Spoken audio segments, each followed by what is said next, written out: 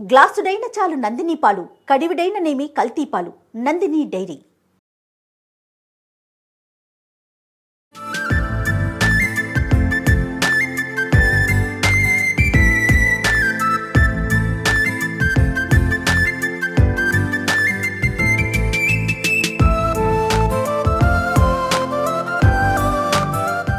రమగారు, సంక్రాంతి పండుగ శుభాకాంక్షలు. సంక్రాంతి పండుగ శుభాకాంక్షలు జయ. సుమన్ టీవీ ప్రేక్షకులందరికీ మకర సంక్రమణ శుభాకాంక్షలు. సంక్రాంతి పండుగ జనవరిలోకి వచ్చాం, పండుగలోకి కూడా వచ్చేసాం. ఎంత స్పీడ్గా చాలా పెద్ద పండుగ మనకి సంక్రాంతి. ఎలా అంటే అంటే మన ఇంట్లో మనమే పూజ చేసుకోవటం కాదు, లేదా మనమే ఏదో వండేసుకొని తినేయటం కాదు. మొత్తం చుట్టాలంతా కూడా చేరి అందరం కలిసికట్టుగా జరుపుకునే పండుగల్లో సంక్రాంతి ఒకటి కదా రమగారు. గొబ్బెమ్మల దగ్గర నుంచి, ఉదయం ముగ్గు వేసే దగ్గర నుంచి అందరం కలిసి సామూహికంగా ఎవరి గుమ్మంలో వాళ్ళు వేసుకుంటాం, అయినా కూడా సామూహికంగా ఒకరితో ఒకరు మాట్లాడుకుంటూ ముందుకు తీసుకెళ్లే ప్రయాణం కదా ఇది. సంక్రాంతి విశిష్టత ఒక్కసారి. ప్రతి నెల ఒక సంక్రమణం వస్తుంది మనకి. అవును, ప్రతి నెల సంక్రాంతి వస్తుంది. ఈ రవి సంక్రాంతులని సాధారణంగా లెక్క పెట్టాం. కాకపోతే పురాతన కాలం నుంచి రైతులకి సంక్రమణాలు లెక్క. ఏ సంక్రమణం అప్పుడు ఏం చేయాలి, ఈ నెలలో విత్తనాలు వేసేటప్పుడు సంక్రమణ విధిని చూసుకునే పద్ధతి ఉండేది ఇది వరకు. ఇప్పుడు అసలు మనం పంచాంగం ప్రకారం విత్తనాలు వేయటము అవి ఆ విధానం మార్చేసుకున్నారు. కార్తెలు చూస్తాం కదా, రోహిణి కార్తె మనకు తెలిసింది. రోహిణి కార్తె, అవునండి, కార్తెలు చూడటం, ఆరుద్రల్లో గింజలు వేయాలి, ఇలా సిద్ధాంతం ప్రకారం పాతకాలంలో చేసేవాళ్ళు. కాకపోతే ఈ సంక్రమణాలు ఏంటంటే మన పూజా విధానానికి పండుగల కోసం ప్రత్యేకంగా 2 సంక్రమణాలు మనం విశేషంగా చేసుకుంటాం. ఒకటి ధను సంక్రమణం డిసెంబర్ 16వ తారీఖు, రెండోది ఇప్పుడు ఈ మకర సంక్రమణం, ఇది ఇప్పుడు జనవరి 15. అయితే ఈ మకర సంక్రమణం ఏంటంటే ఉత్తరాయణ పుణ్యకాలం మొదలవుతుంది. దేవతల నిద్రాకాలం అయ్యి దేవతల మెలకు కాలం వస్తుంది ఇప్పటి నుంచి.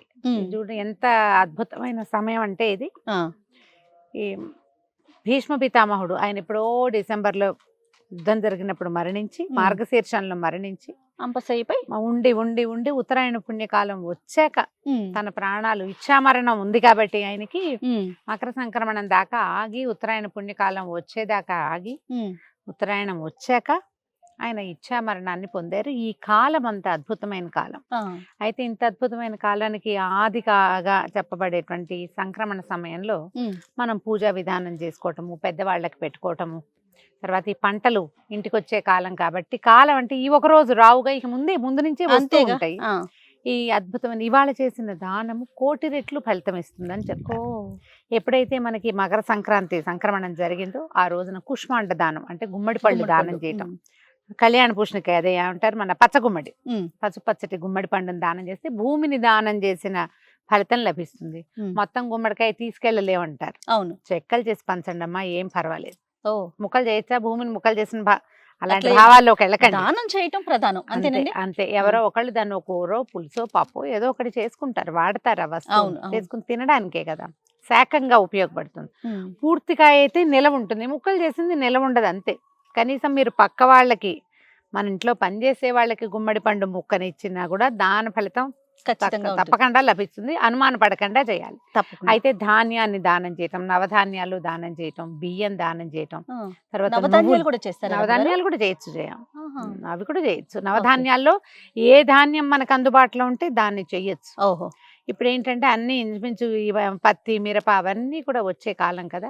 కంబళ్ళు, దుప్పట్ల లాంటివి ఇవ్వటము, తర్వాత పెద్దవాళ్ళకి పెట్టడం అంటే తాత తండ్రుల పేర్లు చెప్పుకొని ఇళ్లలో విధానంగా చక్కగా ఆకులు పరిచి అన్ని రకాల ఆహార పదార్థాలు చేసి ఆకులు నింపి పెద్దవాళ్ళకి చూపించి బట్టలు పెట్టి దాన్ని ఎవరికైనా ఇచ్చే విధానం ప్రాంతాల్లో కనపడుతుంది. తర్పణాలు విడిచే విధానం బ్రాహ్మణులు అంటే జంధ్యం యజ్ఞోపయుతం ఉన్న వాళ్ళు తర్పణం విడిచే విధానం. తర్పణం విడవటము మంచిదే. ఒకవేళ ఇంత చేయలేం మనం అంత పెద్దవాళ్ళ పేరుతోటి, అదంతా కుదరదు. కానీ మనకి ఏదైనా చెయ్యాలంటే ఈ రోజున ఎలాంటి దానమైనా మీరు పెద్దవాళ్ళ పేరుతోటి చేసుకోవచ్చు. ఎందుకంటే ప్రధానంగా పెట్టుకోవాలి. అత్యద్భుతమైన కాలం, మంచి సమయం కాబట్టి. కాకపోతే ఈ ఉత్తరాయణం ఎప్పుడైతే వస్తుందో మకర సంక్రమణ నాడు తలంట్లు నిషిద్ధం. సంక్రమణం రోజున తలంటి పోసుకోకూడదు. ఇదే కాదు, నెలలో ప్రతి రవి సంక్రాంతి జరుగుతుంది. ఇంచుమించు 15-16 తారీఖుల్లో క్యాలెండర్ చూడడం అలవాటు చేసుకోవాలి జయ. నేను ఎప్పుడు అది చెప్పాలి, ఎప్పటికప్పుడు చెప్తాను నేను. క్యాలెండర్ చూడండి, క్యాలెండర్ చూస్తే మనకి ఏకాదశి తెలుస్తాయి, సంక్రమణాలు తెలుస్తాయి, ఏ రోజు ఏది విధి అనేది మనకు ఒకటి క్లియర్ పిక్చర్ ఉంటుంది కదా. సంక్రమణం రోజు తలస్నానం చేయకూడదు. చేయకూడదని చెప్తారు ఖచ్చితంగా. అదేలేండి. ఎందుకంటే అది పితరుల కాలంగా చెప్పబడుతుంది. మిగిలిన సంక్రాంతులు ఎట్లా ఉన్నా ఈ ఒక సంక్రాంతికి మనం భోగినాడు తలంటి పోసుకుని ఉంటాం కదా, ఎట్లా భోగినాడు తలస్నానం చేస్తాం కాబట్టి ఒకవేళ ఏదైనా చేయదలుచుకుంటే ఒట్టి వాటర్ వాష్ తప్పిస్తే నెత్తి మీద నూనె పెట్టుకోవటం లాంటివి చేయకూడదు. అన్ని రకాల దానాలు మంచివే. స్నేహితులను కలుసుకోవటము, ఎవరినైనా మాట్లాడటము, ఎప్పటి నుంచో మాట్లాడడం మానేసిన స్నేహితులను కలిసేందుకు కూడా ఇది మంచి సమయం అని చెప్పండి. ఇది ఇంకా బాగుంది. అవును, ఎప్పటి నుంచో మానేస్తాం, కొంతమందితో మాట్లాడడం మానేస్తాం. హ్యాపీ సంక్రాంతి అని సంక్రాంతి పండుగ నాడు విష్ చేయండి, వాళ్ళు మళ్ళీ కలుస్తారు మీతోటి. ఈ సమయం అలాంటిది, చాలా మంచి సమయం కదా. ఏదైనా కొత్త పనులకి శ్రీకారం చుట్టడం. జనరల్గా సంక్రమణాల్లో కొత్త పనులు ఏం చెయ్యం, కానీ ఈ సంక్రమణం రోజున చెయ్యొచ్చు. ఓకే, ఇది మన జీవితాల్లో పెద్ద పండుగ కాబట్టి. పైగా ఏంటంటే ఈ రోజు నుంచి సూర్యుడు ఉత్తరం వైపుకి వాలి ప్రయాణం మొదలు పెడతాడు. దీంతో ఏమవుతుంది, కొంచెం ఎండ, సూర్యుడు తేజస్సు పెరుగుతుంది. మాఘం వచ్చేస్తుంది, కొంచెం దగ్గరలోకి వచ్చేసింది కదా. మాఘమాసానికి ముందే సూర్యుడు మనకి వేడెక్కటం మొదలు పెడతాడు. వాతావరణంలో మార్పులు వస్తాయి. జీవితంలో మార్పు తెచ్చుకునేందుకు కూడా ఇదొక రోజుగా ఆలోచించుకుని మనం పండగని ముందుకు తీసుకు. అందుకే కదా రమ్మగారు అంటారు, కష్ట సుఖాలు వస్తాయి వెళ్ళిపోతాయి. అదే వాతావరణం చూడండి, మనం ఆపగలుగుతాము, దాని పని అది చేసుకుంటూ కష్టం వచ్చిందని అలాగే దిగులు పడుతూ కూర్చుంటాం. మనం కూర్చుంటాం కానీ రోజు కూర్చోదే, అది రోజు కూర్చోదు. సూర్యుడు చంద్రుడు కూర్చోరు, వాళ్ళ దారిని వాళ్ళు తిరుగుతూ ఉంటారు. 6 నెలలు దక్షిణం వైపు ప్రయాణం చేసిన సూర్యుడు ఈ రోజు నుంచి ఉత్తరం వైపుకి ప్రయాణం చేయటం మొదలు దిశ మార్చుకుంటాడు, పక్కకి వాలడం మొదలు పెడతాడు. ఒకే రోజున వాలడు అని మొదలు పెడతాడు. కాబట్టి ఇది దేవతల తాలూకు మెలకువ సమయంగా చెప్తారు.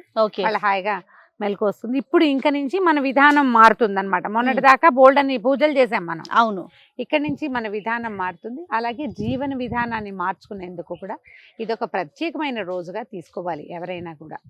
అంటే మనం పండగకి బొమ్మలు పెట్టుకుంటాము, తర్వాత బొమ్మల పండుగ చేస్తాం, భోగి పళ్ళు పోసుంటారు నిన్నటి రోజున. ఈ బొమ్మలు పెడతాం కదా. ఈ రోజు దీంట్లో ఏంటంటే మనం గుమ్మడి పళ్ళు, దోస పళ్ళు లాంటివి కూడా బొమ్మల్లో పెట్టచ్చు. దోస పళ్ళు కూడా ఇవ్వచ్చు దానంగా, దోసపళ్ళు కూడా ఇవ్వచ్చు. దోసపండు కూడా మంచిదే ఇవ్వటం, అవి కూడా ఇవ్వచ్చు. చక్కగా పూజలు చేసుకోవచ్చు, హాయిగా పండగ చేసుకోవటం, అందరినీ పిలవటం, తర్వాత పిండి వంటలు చేయటం. ఈ సంక్రాంతి పండుగ అనగానే మనం అరిసెలు చేస్తాం. అరిసెలే ఊళ్ళల్లో కనపడతాయి. చక్కగా నిన్నటి దాకా చేయకపోతే ఈ రోజు అరిసెలు చేసుకోవచ్చు. ఈ అరిసె అనే పాకం ఏంటంటే ఆ నిలవ ఉంటుంది.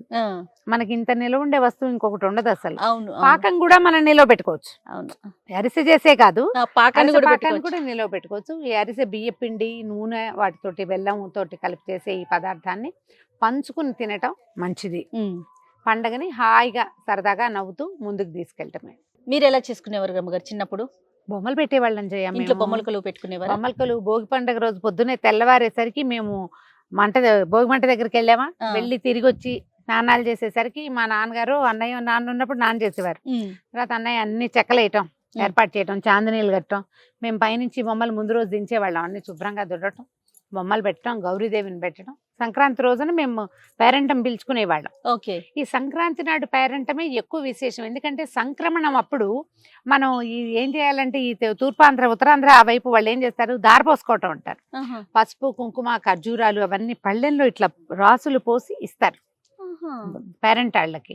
మన వైపు అంత కొంచెం తక్కువ ఉంటుంది. ఇటువైపు ఏం చేస్తామంటే అలా కాదు, ఒట్టిగా పసుపు బొట్టు ఇచ్చి శనగలు అవి తాంబూలం, శనగలు, అరటిపళ్ళు, ఇంకేమైనా పళ్ళు గిళ్ళు ఉంటే అవి. ఒకవేళ గుమ్మడి పళ్ళు బాగా విస్తారంగా కాస్తే ఒక్కో సంవత్సరం మాకు తెక్కాసేవి గుమ్మడికాయలు. ఆ గుమ్మడికాయలు కూడా ఇచ్చేవాళ్ళం. కొబ్బరికాయలు ఇచ్చేవాళ్ళం తాంబూలంలో, అది తక్కువ. కొబ్బరికాయలు బాగా, అరటిపళ్ళు అవి ఇచ్చేవాళ్ళము. తర్వాత ఈ పేరెంటం చాలా ఇంపార్టెంట్. చక్కెర పొంగల్ ఒకటి బాగా చేసుకునేవాళ్ళం ఆ రోజు. సంక్రాంతి పండుగ రోజున చక్కెర పొంగలే విశేషం. ఈసారి మనం కూడా స్టూడియోలో చక్కెర పొంగల్ చేద్దామా? ఖచ్చితంగా చేద్దాం. చక్కెర పొంగల్ చేసుకోవటం విశేషంగా కనపడుతుంది. భోగినాడే ఇంచుమించుగా మనకు గోదా కళ్యాణం జరిగిపోతుంది. సంక్రాంతి పండుగ మన ఇంట్లోనే తాతగారు వాళ్ళు ఉన్నప్పుడు తర్పణాలు విడవటం కూడా ఉండేది. ఇది వరకట బాగా చిన్నతనంలో, అంటే నా చిన్నప్పుడు కాదనుకుంటున్నాను నేను, నాకు ఊహ తెలిసాక నేను చూడలా. ఇంచుమించు పెద్దవాళ్ళకి పెట్టేవంటే తద్దినంపు భోజనం రోజున తిథి నాడు ఎలా వండుతారో అలాగే వండేవాళ్ళట పాతకాలంలో. తర్వాత ఈ పండగని చక్కెర పొంగళ్ళు చేసుకోవటం, అల్లుళ్ళు రావటం, వాటితోటి అది పద్ధతి మార్చుకున్నాం. కానీ పూర్వము ఈ రోజున ఏంటంటే ఇది విశేషమైన సంక్రమణం కదా, అందుకని తర్పణాలు విడిచి పెద్దవాళ్ళకి పెట్టే భోజనాలు 4 కూరలు, 4 పచ్చళ్ళు అట్లా చేసేవాళ్ళు. పెసరపప్పు వండటము ఆ విధానం కనపడేదట మొదటి కాలంలో. ఇటీవల నాకు తెలిసి ఒక 30-40 సంవత్సరాలుగా మనం చక్కెర పొంగల్ చేసుకోవటము అవే తెలుసు నాకు. అవును. కొన్ని కొన్ని ప్రాంతాచారాలు ఉంటాయి కదా, ఒక్కొక్క అంతే. ఊళ్ళలో ఒకటి ఉంటుంది. పెద్దవాళ్ళకి పెట్టే ఆచారం ఉంటే గనక వాళ్ళ కోసం ఏమి వండాలో అవే వండుతాం. ఇప్పుడు మా ఇళ్లలో అయితే ఇవి, ఆ. కొన్ని చోట్ల గారెలు, బూర్లు, పప్పలు వండుతారు, అన్ని అవును, రకాలు. అవును, అవును. విధానాన్ని బట్టి మన ప్రాంతీయమైన ఆచారం ఏది ఉంటే దాన్ని పాటించాలి. ఆ, మనం ఆ. యూట్యూబ్ లో చూసో లేకపోతే టీవీలో చూసో ఆ, వాటిని ఎవరైనా ఇతరుల ఆచారాలు కాకుండా ఆ. మన ప్రాంతం, మన ఊళ్ళలో ఏం చేస్తారు, పప్పు పొంగల్ చేస్తారు, దాంట్లో పచ్చి పులుసు చేసుకునే ఆచారం అవును, కనపడుతుంది. అవును. మనం ఏం చేస్తామో, మన ఇళ్ళలో ఏం చేస్తారు, మన ప్రాంతాల్లో ఏం చేస్తారో దానిని తప్పక పాటించి పండగని ముందుకు తీసుకెళ్ళండి. సంస్కృతి సాంప్రదాయాలు మనం చేసే విధానంతోటే, అవును. అలవాటుగా చేసే దాంతోటే ముందుకెళ్తాయి. ఇప్పుడు మనం మన తాతలు నాన్నలు చేశారు, మనం నేర్చుకున్నాం, ఉమ్, మనం చేస్తే మన పిల్లలు నేర్చుకుంటారు. ఖచ్చితంగా. అలా వాళ్ళు పండగని ముందుకు ఇంట్లో తీసుకెళ్తారు. పూజా విధానం ఏమన్నా ఉంటుందా రమ్య గారు? మామూలుగా మనం ప్రతిరోజు చేసుకునే విధానమే ఫాలో అవుతాం, అంతే ఎవరిళ్లలో కదండి? వాళ్ళదే చేయ. అవును. ఏ విధానం ప్రత్యేక విధానం అయితే ఏమి ఉండదు, ఏం అవును. లేదు. ఇప్పుడు బొమ్మలు పెట్టుకున్న చోట అయితే గౌరీ పూజా విధానం కనపడుతుంది. ఆ, బొమ్మలు పెట్టిన చోట, ఒకవేళ బొమ్మలు పెట్టలేదు అనుకోండి, ఆ, మామూలు పూజా విధానమే. మనం ఏ చక్కెర పొంగల్ చేసామో అది నివేదన చేసుకోవటం, అంతే. చుట్టుపక్కల వాళ్ళకి పంచి పెట్టుకోవటం. ఈ పంచటం విధానాన్ని మన పద్ధతిని బట్టి ఆ, అవతల వాళ్ళు ఒప్పుకోవాలి, అది కూడా ఆహా. కదా. అయితే ఈ సంక్రమణ రోజున నువ్వులతో చేసిన పదార్థాలు కూడా మనం పంచుకుంటే బాగుంటుంది. ఈజీ మెథడ్ ఏంటంటే, నువ్వుల దానం అంటే ఎవరికి ఇస్తాను చేయ, సులువు కాదు అది. అవును. అందుకని మనం ఏం నువ్వుండ. చేస్తాం, చక్కగా నువ్వులు ఉండలు చేసేసి పాకం పట్టేస్తే చక్కగా చిక్కీలాగా చేసామంటే పంచుకుని తినచ్చు. ఈ నువ్వులు ఏంటంటే ఈ పుష్యమాసం కదా ఇది, అవును. మార్గశీర్ష పుష్యమే. మార్గశీరంలో సగంలో మార్గళి మొదలైంది, అవును, దాని చివరికి ఇది వచ్చింది, పుష్యం ఆల్రెడీ వచ్చేస్తుంది. అవును. ఈ పుష్యమాసానికి అధిపతి శని. ఆహా. అందుకని ఆయనకి ప్రీతిగా ఉండే నువ్వుల్ని గనక మనం విస్తారంగా దానం చేస్తే ఓకే. శని తాలూకు ఎఫెక్ట్ కొంత తక్కువ ఉంటుంది. నల్లటి కంబళ్ళు దానం చేయటం అవన్నీ కూడా ఉమ్, శని ప్రీత్యర్థం చేసేవి. ఓకే. ఇప్పుడు మనం సాధారణంగా చేసే దానం కూడా మన గ్రహస్థితిని బాగు చేస్తుందంటే ఎందుకు చేయకూడదు మనం అది ఖచ్చితంగా చేయాలి కదా. ఇప్పుడు దానికి విధానం ఒక్కర్లా, మా ఊళ్ళో అవును. చేయరండి అని అనాల్సిన పని లేదు. అవును. మీ ఊళ్ళో చేసేవి ఏం చేయాలి, మన ఇంట్లో వండుకునే వంటలు, మన పూజా విధానము, ఉమ్, ప్రాంతీయ ఆచారాలు అవైతే దాన ప్రక్రియ ఏ ప్రాంతంలో చేసేదైనా ఈ కాలానికి అనుగుణమైంది ఎవరు చెప్పినా చేయొచ్చు. ఖచ్చితంగా. అందులో భాగం ఏంటంటే ఈ నువ్వులు దానం చేయటము, కంబళ్ళు దుప్పట్లు దానం చేయటము, ఉమ్, తర్వాత ఏమో కూష్మాండ దానం, గుమ్మడి పళ్ళ లాంటివి దానం చేయటం, పళ్ళు ఎవరికైనా ఫ్రూట్స్ అవి పళ్ళు అవి ఇవ్వటము, ఆహార ధాన్యాలు ఇవ్వటము. ఇది ప్రాంతీయంగా ఉండక్కర్లేదు, అందరం చేసేయచ్చు. కలిసిమెలిసి చేసుకోవటం, దానం చేయటం అనేది చేయటం మనం అంటే ప్రధానంగా పెట్టుకోవాలి. మనం మన చేత్తో ఇచ్చిన దాని ఎఫెక్ట్ ఫలితము మనకి తప్పక లభిస్తుంది కదా. 100% అది ఏ ప్రాంతానికైనా రమగారు, పనిచేస్తుంది. లభించకపోవచ్చు, ఒక తృప్తి ఉంటుంది ఉంటుంది, చూడండి, సంతోషం. అది చాలు కదండి. అదే ఎవరికైనా మనం ఇచ్చిన వస్తువు ఉపయోగపడితే అది ఆ సాటిస్ఫాక్షన్ ఇస్తుంది. అదే మన జీవితానికి సంతోషానికి మూలం ఏంటంటే సాటిస్ఫాక్షనే కదా. తృప్తి అంతేగా. వల్లే సంతోషం వస్తుంది. అంతే. చక్కగా ఈ విధంగా సంక్రాంతి పండుగని ముందుకు తీసుకెళ్ళండి. ప్రేక్షకులందరికీ, మీ ప్రాంతపు సంస్కృతి సంప్రదాయాల్ని ముందుకు తీసుకెళ్ళండి. మరొకసారి సుమన్ టీవీ ప్రేక్షకులందరికీ సంక్రాంతి శుభాకాంక్షలు.